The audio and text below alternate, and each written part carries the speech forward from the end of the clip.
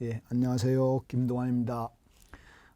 오늘은 뭐 주역에 대한 이야기를 좀 간단하게 할까 합니다. 일단 주역하면 주나라의 역이라고 할 수 있습니다. 그래서 역이라는 것이 여러 개가 있었는데 연산역이라는 게 있었고 기장역이라는 게 있었는데, 연산역하고 기장역은 어쨌든 중간에 사라지고 주나라의 역만 살아남아서 이제 지금까지 나온 거고요. 일단 역이라는 것이 처음은 태극 또는 무국에서부터 출발했다, 이렇게 보시면 될 것 같아요. 그래서 태극이냐 무국이냐 싸운 거는 뭐 상당히 오랜 역사를 가지고서 이제 무국이냐 태극이냐가 있었긴 한데, 그것이 다시 이제 음양으로 일단 발전해요. 그래서 음양으로 나오고, 음은 끊어져 있는, 그러니까 약간 한 일자에서 약간 반이 끊어져 있는 것을 음이라 하고, 이어져 있는 걸 양이라고 하는데, 음양을 가지고 이제 태극기에서 이제 끊어져 있는 게 있고 이어져 있는 게 있고 이렇게 이제 여러 가지가 있는데, 그것을 음양이라 했고, 음양이 이제 사상으로 발전해요. 사상은 음과 양이, 우리는 좀 음과 양 하면 딱 이제 선과 악 이렇게 느껴질 수도 있을 텐데, 사실은 음과 양은 선과 악의 개념보다는 음 속에도 양이 있고 양 속에도 음이 있다라고 봐야 돼요. 오늘 같은 날 같은 경우 보면 이제 구름이 잔뜩 껴 있단 말이죠. 낮이긴 한데 이건 이제 양이거든요. 양인데 구름이 껴 있으니까 양 속에 음이 있는 거고, 밤 같은 경우도 보름달이 있으면 음이긴 한데 양의 기운이 섞여 있는 거죠. 그래서 사상이라는 거는 양 속에 양이 있기도 하고 음 속에 음이 있기도 하고 음 속에 양이 있기도 하고 양 속에 음이 있기도 해요. 그래서 양 속에 음이 있는 것을 소음이라고 그래요.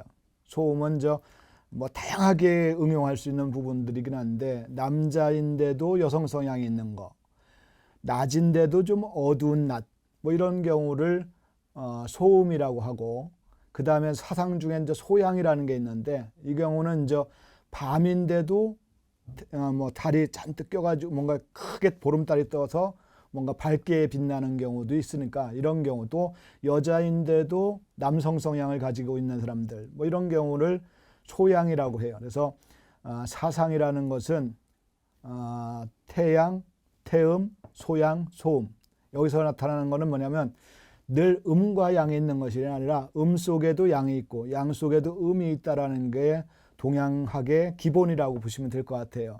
그것이 이제 팔계로 발전해요. 팔계는 복희씨라고, 중국에서는 3대 황제라고 하는데, 삼왕이라고 하는데, 그 중에 한 명인 복희씨. 복희씨는 사실은 우리 민족, 동이민족이라는 학설이 꽤 많기도 한데, 뭐 원체 오래된 인물이라 정확하게 구분하기는 어려운데, 상고시대 때 복희씨가 황하강가에서 용마가 발견되고, 그것을 용마 등에 이렇게 점이 있었는데 그 점들을 보고서 팔계를 만들었다, 이렇게 내려오고 있고요. 그 팔계가 다시 64개로, 88은 64, 이제 8개가 서로 짝을 져서 64개가 만들어져요. 그 64개 만든 분이 문왕이라고 하고, 그게 주나라 때의 문왕입니다. 그래서 주나라 때의 문왕이 64개를 만들고, 64개를 만들었다라기보다는 64개의 해석을 달았다라고 하는 게 좀 더 정확할 것 같긴 한데,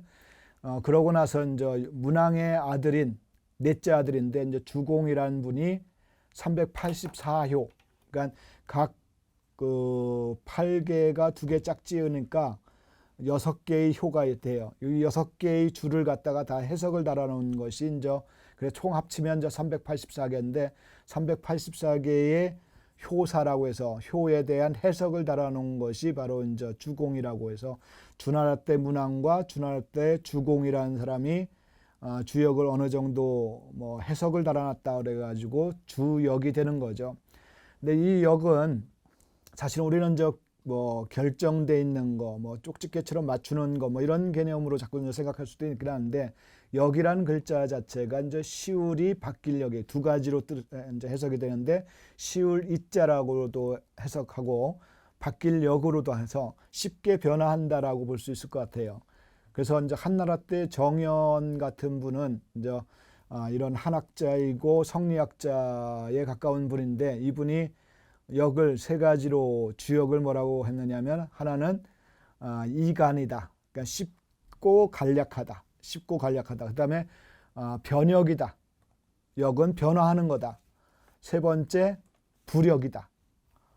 역은 변화하지 않는 거다. 변화하지 않으면서 또 변화하는 것이다. 뭐 이런 부분들을 이야기했는데 그래서 좀 복잡다단하죠. 어떻게 보면은 변화하기도 하고 변화하지도 않기도 하고 또 쉽고 간략하기도 하고 이 세 가지의 역의 원칙을 밝혔는데 그 정도로 역은 뭔가 복잡한 부분들이 있긴 해요. 변화하기도 하고 변화하지도 않기도 하고 간단하기도 하고 복잡하기도 하고 여러 가지의 의미들을 동시에 가질 수 있다라고 봐야 될 것 같아요. 그래서 이제 역은 크게 상수역이 있고 하나는 의리역이 있어요. 상수역은 점학으로 발전했다라고 볼 수 있고요. 상수역은 미래를 예측하는 학문으로서의 발전해가지고 예를 들어서 뭐 토정이지암이라든지 서경덕이라든지 뭐 이런 분들은 바로 상수역을 발전시킨 분들이라고 볼 수 있고요.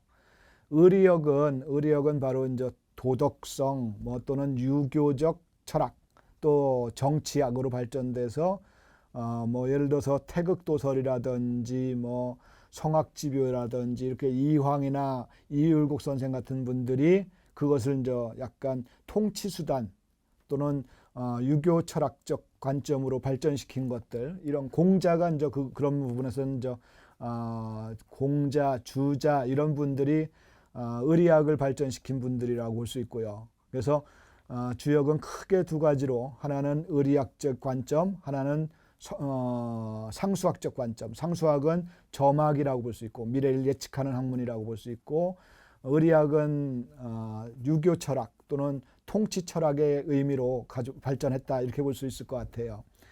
그런데 이게 뭐 꼭 이제 동양에서는 상수학과 의리학, 뭐 미래 예측학과 유교 철학으로 발전하긴 했지만 뭐 서양 사람들이 동양에 많이 와서 칼융 같은 분들은 동양에 와서 이제 중국에 와서도 주역 공부를 하는데 이것을 가지고 심리학적 기법을 발견하기도 해요.